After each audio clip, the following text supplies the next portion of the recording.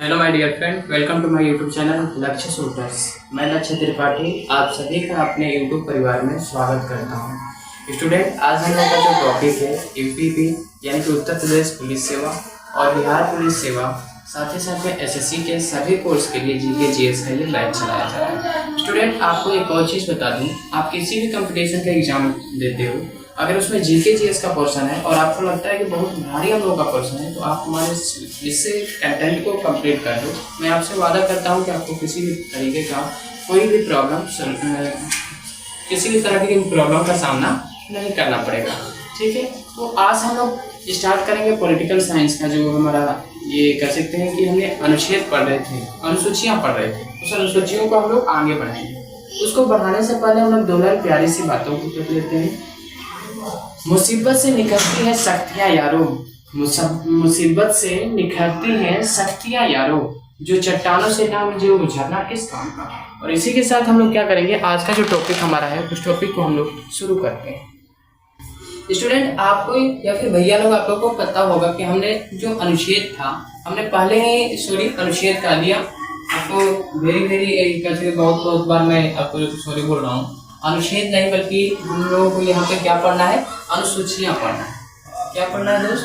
अनुसूचियाँ पढ़ना है। अनुसूचियों को इंग्लिश में क्या बोला जाता है? तो शेड्यूल बोला जाता है। जो इंग्लिश मीडियम वाले होंगे उनको बता दो, ये जो अनुसूचियाँ होती हैं इनको इंग्लिश में हम लोग शेड्यूल के नाम से जानते हैं। जो अनुसूचियाँ थी ये दो पार्ट में हो गई हैं, एक पहले थी और एक अब हो गई। पहले जो थी 8 थी और अब जो हुई है कितनी हो गई है? 12 हो गई है।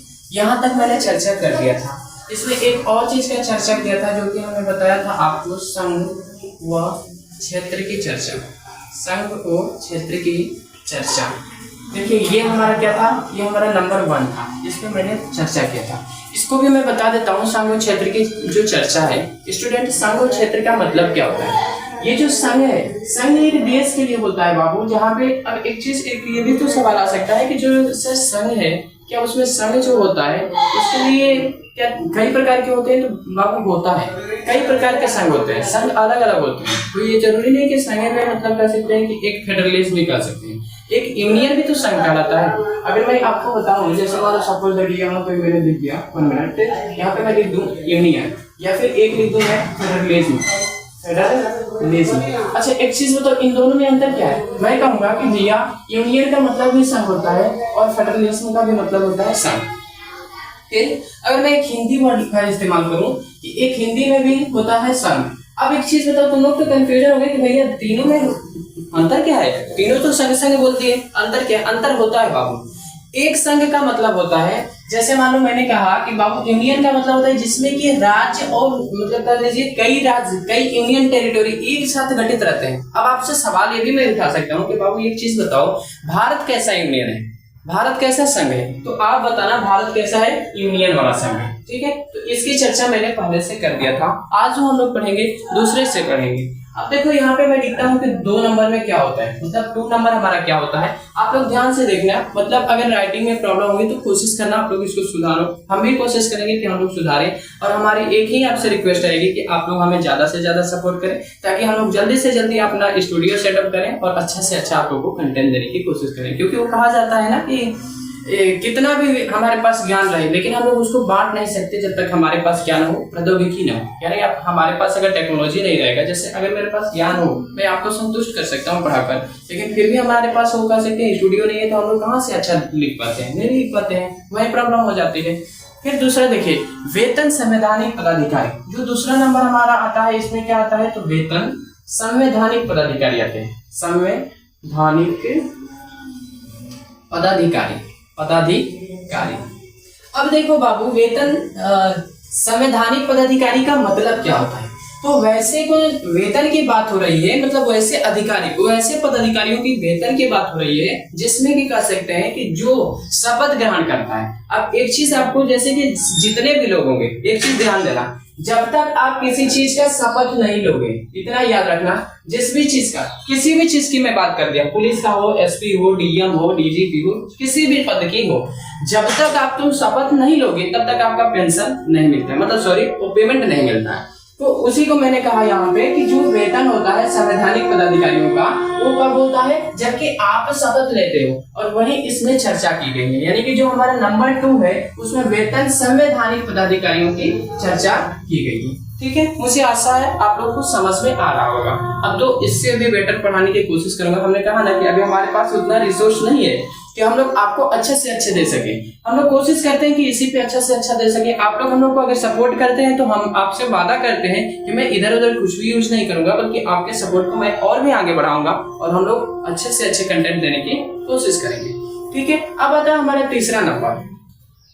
तो तीसरा नंबर जैसे कि आपको मैंने बता दिया कि दूसरे में क्या होता है, वेतन संवैधानिक पदाधिकारियों की चर्चा है, मतलब कि हर जितने भी अधिकारी होंगे सभी को क्या वेतन जरूरी है। अब तीसरा क्या आता है, तो शपथ या फिर संवैधानिक पद का शपथ, हमें कंटिन्यू लिखने में शपथ गलत लिख रहा हूँ। शपथ जो होता है, शपथ संवैधानिक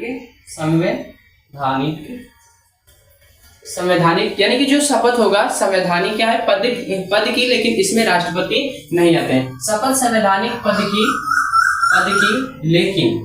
लेकिन इसमें राष्ट्रपति नहीं आएंगे। अब आप लोग कंफ्यूजन में होंगे कि सर राष्ट्रपति को भी तो पैसा दिया जाता है, तो आखिर क्यों नहीं आएंगे? नहीं आएंगे। ठीक है, अब आपको मैं बताता हूँ। जैसे हर व्यक्ति बाबू होता है, हर व्यक्ति जैसे मान लीजिए दरोगा होता है, वो कहता है मैं इस पद के यानी इस दरोगा के पद की शपथ लेता हूँ कि मैं क्या करूंगा, अपने कर्तव्य का अच्छे से निर्वहन करूंगा। यानी अपने कर्तव्य का मैं क्या करूंगा, अच्छे से देखरेख करूंगा, कानून का क्या करूंगा, रक्षा करूंगा। लेकिन आपको मैं बता दूं जो प्रेसिडेंट होते हैं वो कभी ये नहीं कहेंगे कि मैं राष्ट्रपति, नहीं भैया, कभी नहीं कर सकते।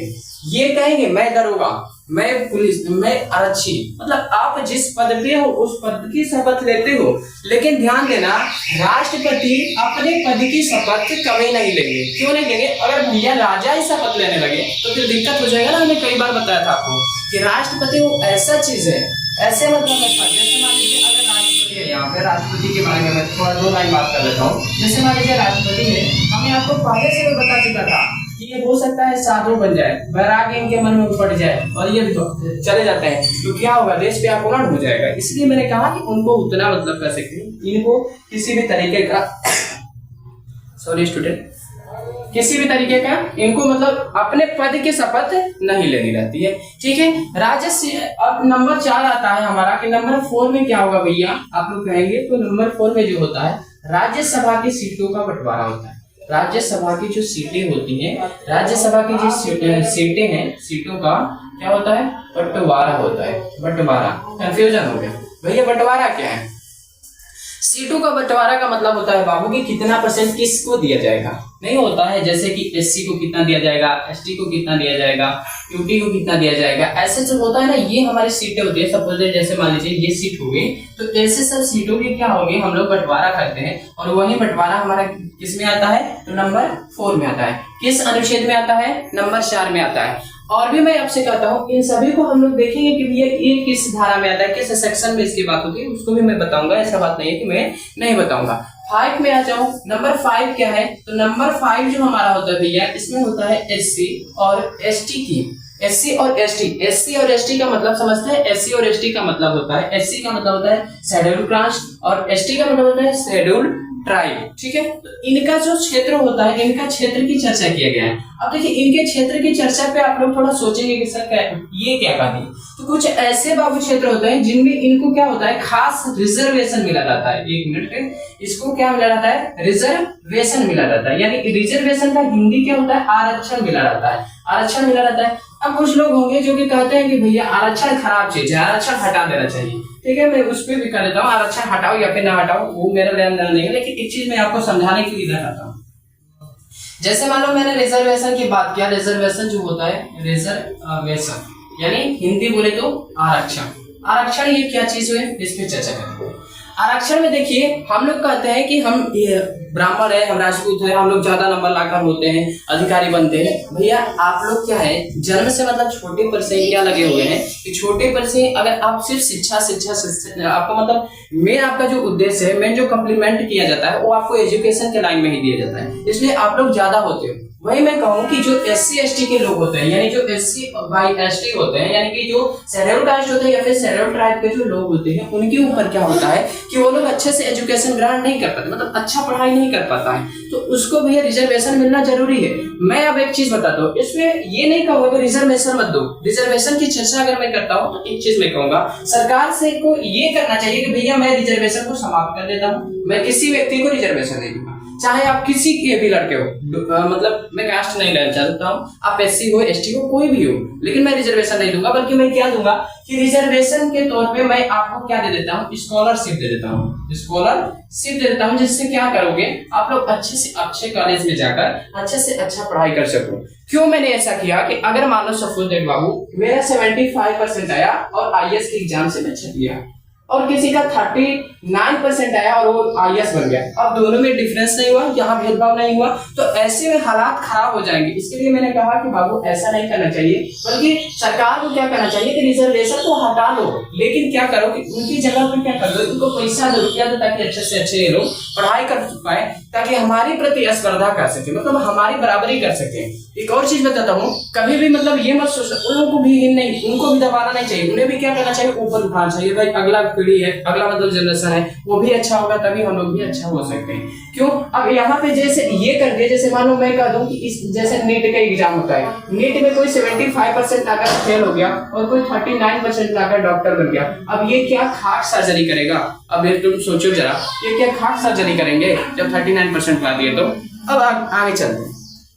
मुझे आशा है आप लोगों को ये SC ST का जो क्षेत्र है वो समझ में आ गया होगा। नंबर 6 पे चलो। नंबर 6 क्या कहता है? नंबर 6 कहता है कि ST यानी आरक्षित क्षेत्र, जैसे कि असम, मेघालय, त्रिपुरा और मिजोरम में ये क्या रहेंगे, ये आरक्षित ही रहेंगे। मतलब मेरे कहने का है बाबू, कुछ जैसे मान लीजिए अब यहाँ पे SC की बात नहीं कर रहा हूँ, सिर्फ ST की बात कर रहा हूँ। ये हमारे क्या है, रिजर्व क्षेत्र है, रिजर्व क्षेत्र है, ठीक है, रिजर्व एरिया है। रिजर्व एरिया का मतलब होता है आरक्षित क्षेत्र। जैसे इनका अगर मैं एग्जाम्पल ये नाम बताऊं कौन कौन से हो सकते हैं, तो इसमें आ सकते हैं मेघालय क्या हो सकता है, मेघालय हो सकता है, और मेघालय के साथ साथ कौन कौन से आ सकते हैं, त्रिपुरा आ सकता है, ये त्रिपुरा हो सकता है। त्रिपुरा के साथ साथ क्या हो सकता है, तो त्रिपुरा के अलावा हम लोग और भी क्या डाल सकते हैं, इसमें मिजोरम डाल सकते हैं भैया जी, मिजोरम, ठीक है, मिजोरम। अब यहाँ पे देखो आप लोग बड़े हो, कुछ अपने से भी सुना सकते हो। मेरे यहाँ पे लिखने का मतलब है मेघालय, ये है त्रिपुरा, ये है मिजोरम, ठीक है। तो ये मैंने लिख दिया कि भैया कौन कौन से ST, ध्यान देना,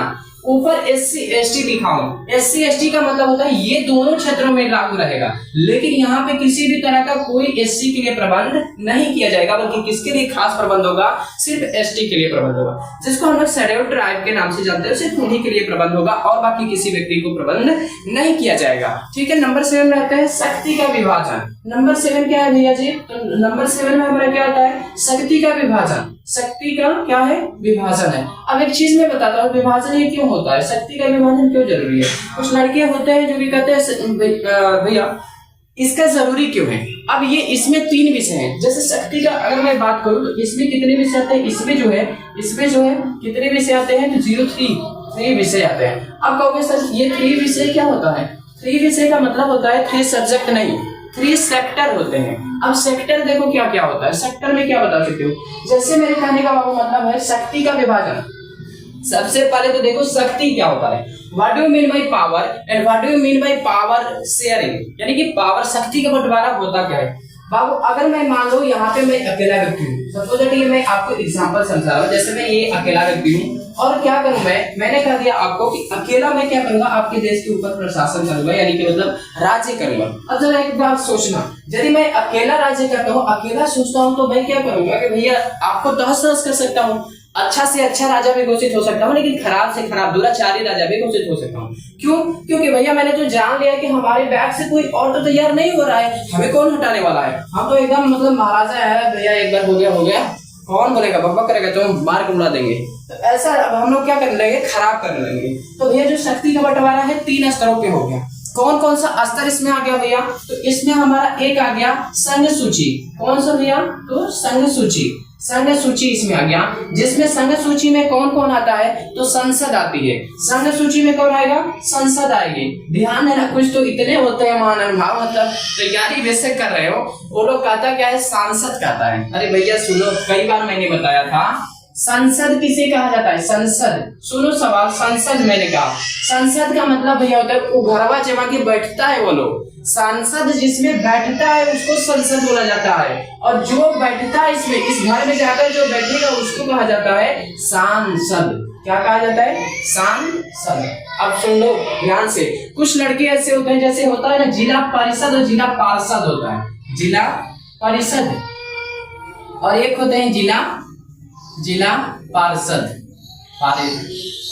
पार्षद, जिला पार्षद का चुनाव होता है, ये वो व्यक्ति होते हैं जो कि चुनकर जाते इलेक्टेड रहते हैं। अब परिषद का मतलब भैया होता है क्षेत्र जहाँ के लिए खड़े हैं, जहाँ उनका चुनाव हो रहा है। तो कुछ ऐसे होते हैं जबकि बाई मिस्टेक हो जाता है, मतलब गलती हो जाती है, वो लोग समझ नहीं पाता है कि अच्छा क्या है, मतलब सही बोल रहा हूँ या गलत बोल रहा हूँ, इसके लिए वो लोग मतलब अच्छे से सिक्योर नहीं हो पाता है। तो ऐसा मैंने आपको कहा दिया कि भैया आप लोग भी ऐसा कभी भी गलती मत करना। प्रॉब्लम क्या होती है, ये संसद होती है और ये हमारे सांसद होते हैं। ठीक है, आगे चलिए। अब मैंने समय सूची बता दिया कि समय सूची क्या है। ठीक है, अगला अब इसमें आता है, जैसे मैंने कहा कि इसमें कितने विभाजन है? 3 विभाजन है। तो भैया एक तो मैंने बता दिया, दूसरा दूसरा हमारा आता है राज्य सूची। दूसरा कौन सी आती है भैया? राज्य सूची। अब राज्य सूची में क्या आएगा भैया? तो विधानमंडल आएगा बाबू। कौन आएगा? विधानमंडल। अब लड़के क्या करते हैं, कहेंगे कि सर संसद जो होता है इसमें राज्यसभा नहीं आ जाएगा राज्य सूची में? अरे परलेट हो गया एकदम। जो संसद होता है इसी में 3 पार्ट होते हैं, जो घरवा की बात कर रहे हो तीनों इसी में पार्ट आते हैं। यानी जो संघ सूची होती है इसमें 3 आते हैं। कौन कौन आएंगे? एक आपका राष्ट्रपति आएगा। कौन आएगा? राष्ट्रपति आएगा। एक आएंगे लोकसभा, एक में क्या आएगा? लोकसभा, और एक में कौन आएगा? राज्यसभा। कौन आता है?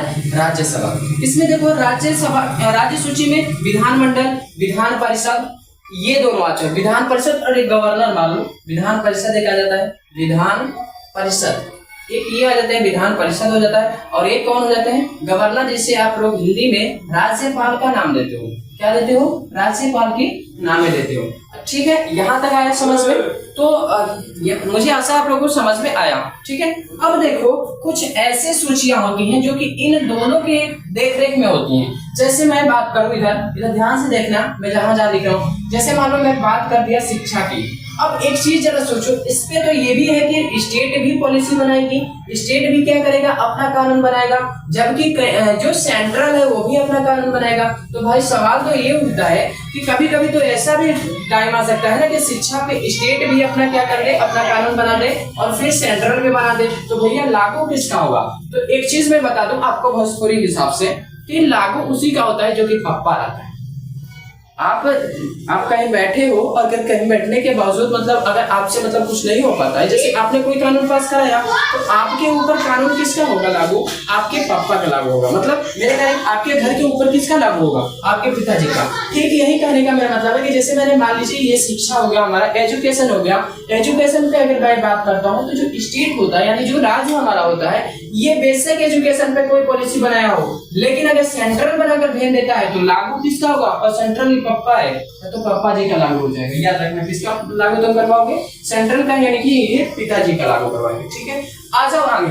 अब मेरे बात करने का है कि भैया इस पे दोनों लोग बना रहे हैं ना सूची, तो यार तो दोनों लोग कानून बना रहा है, एक स्टेट भी बना रहा है, सेंट्रल भी बना रहा है। ठीक है, स्टेट और सेंट्रल दोनों बना दिया ना भैया, तो सेंट्रल और स्टेट। ठीक है, तो शिक्षा जो है भैया इस पे हमारे राज्य सरकार और केंद्र सरकार दोनों बनाती है। तो अब एक चीज सवाल उठा कि भैया तब ये जब दोनों बनाएगा तो वो किसी अलग सूची में रखा जाता होगा ना? बिल्कुल रखा जाता है भैया। उस सूची का नाम क्या है? समवर्ती सूची। उस सूची का क्या नाम है? समवर्ती सूची। इसका इस सूची का जो नाम है समवर्ती सूची में ये आता है। अब देखो एक चीज बता रहा हूँ, समवर्ती सूची में वही आएंगे, वही लिस्ट शामिल होगा जो कि इन दोनों पे कानून बना सकता है। जैसे मतलब होता है ना, मैंने कहा एजुकेशन हो गया, एजुकेशन पे क्या हो सकता है कि दोनों कानून बना सकते हैं। या फिर कानून, जैसे कानून हो गया, कानून पे बात करता हूँ, जैसे लॉ की बात कर रहा हूँ। लॉ में तो भैया जैसे मान लीजिए पुलिस डिपार्टमेंट है, आर्मी डिपार्टमेंट है, तो दोनों, जैसे हेल्थ डिपार्टमेंट है, हेल्थ डिपार्टमेंट में भी ये हो सकता है। तो हमने कहा ना कि मतलब समवर्ती सूची में वही कानून आते हैं, वही लागू होते हैं जो कि इन दोनों में बनते हैं। और लेकिन एक ध्यान देने की बात है, मैंने इसको बता दिया कि समवर्ती सूची पे अगर किसी राज्य सरकार ने अपना कानून बना दिया लेकिन केंद्र सरकार को संतुष्ट नहीं हुआ कि इसका कानून लागू हो या ना हो, तो चाहे तो केंद्र सरकार आपसे दूसरा कानून पास कराकर लागू करा सकता है। आशा है आप लोगों को यहाँ तक समझ में आया होगा। अब देखिए बात ये आती है कि भैया जो संघ सूची होती है इसमें अब कितनी संख्या है, पहले कितनी थी अब कितनी है। तो भैया बता दो कि जो संघ सूची है ये पहले कितनी थी और अब कितनी है। ध्यान देना, इधर जो मैं लिखूंगा इधर वाली वो पहले लिखूंगा, इधर वाली जो लिखूंगा अब की लिखूंगा। ठीक है, तो पहले 97 थी यानी 97 थी, अब ये बढ़कर 100 हो गई है। पहले कितनी संख्या थी इसकी 97 थी, जो कि अभी बढ़कर कितनी हुई है 100 हो गई। ये आपको ध्यान में रखना है कि पहले जो संघ सूची था 97 था, अभी जो संघ सूची है 100 हो गया है। ठीक है, आई होप आप लोग को समझ में आ रहा होगा। फिर अगर मैं बात करूं राज्य सूची में कितने हैं, तो पहले 61 थे, अभी ये 66 हो गए। पहले जो थे 61 थे और अभी कितने हो गए हैं 66 हो गए। आशा है आप लोग को समझ में आ रहा होगा। पहले कितने थे बाबू 61 थे, अभी कितने हैं 66 हैं। ठीक है, अब बात आती है कि भैया समवर्ती सूची में कितने हैं, तो पहले 47 थे अब 52 हो गए। पहले कितने थे, पहले 47 थे, जबकि अभी क्या हो गए हैं 52 हो गए हैं। यानी एक चीज आपको याद रखना है, पहले से हर चीज की संख्या क्या हुई है बढ़ी है, घटी नहीं है, घटाना मत। जैसे समवर्ती सूची की बात करूं, पहले 47 थी, अभी कितने हो गई है 52। संघ सूची में कितने थे, पहले थे 97, जो कि अभी कितना हो गया 100। पहले राज्य सूची में कितनी संख्या थी 61 और अभी कितना हो गई है 66। ठीक है, आई होप आप लोग को समझ में आ रहा होगा। ठीक है, तो आज की वीडियो जो रहेगी यहीं तक रहेगी, मिलेंगे हम लोग नेक्स्ट वीडियो के साथ। आपसे प्लीज मेरा एक रिक्वेस्ट रहेगा कि हम लोग इतना मेहनत करते हैं लेकिन फिर भी आप लोग ना लाइक करते हो ना चैनल को सब्सक्राइब करते हो, नहीं पता नहीं शेयर भी करते हो या नहीं करते हो। तो प्लीज ये सब हमारे मतलब इतनी मेहनत करने का कुछ ना कुछ तो ऑप्शन निकाल दीजिए, ताकि हम लोग भी चाहते हैं कि एक बड़े स्तर तक टीचर बने। और मिलेंगे हम लोग नेक्स्ट वीडियो के साथ, तब तक के जय हिंद, जय भारत, जय बिहार।